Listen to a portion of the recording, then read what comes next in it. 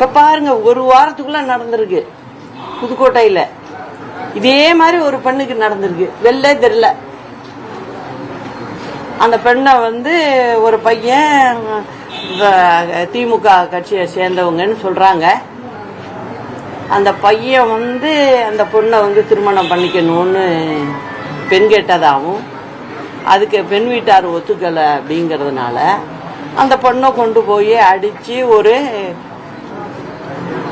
கிராமத்தில் உள்ள கிணத்துல போட்டதாகவும், எங்க பார்த்தாலும் தேடி இருக்காங்க வீட்டில் உள்ளவங்க பேரண்ட்ஸு, அந்த பொண்ணோட குடும்பத்தை சேர்ந்தவங்க.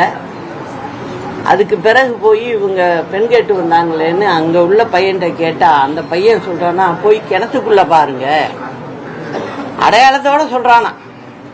இன்ன வரைக்கும் ஒரு எஃப்ஐஆர் போட முடியல, பையனை பிடிக்கல. என்ன சொல்றாங்க, வெளில சொல்லவே அந்த மாவட்டத்தில் பயப்படுறாங்க.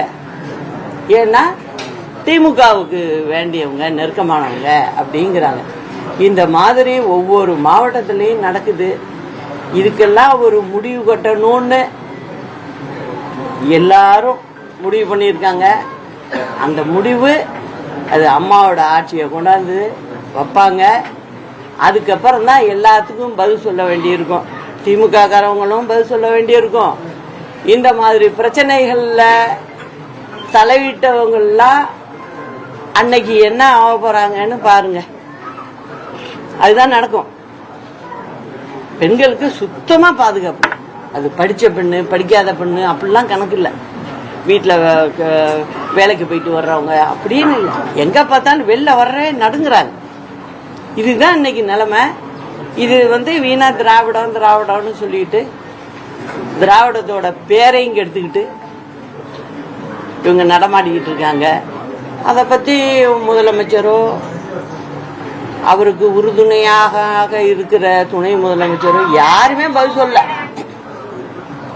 இத பத்தியே பேசல. இதுதான் நடக்குது. எங்க பார்த்தாலும் கொலை குற்றங்கள் ரொம்ப அதிகரிச்சிருக்கு.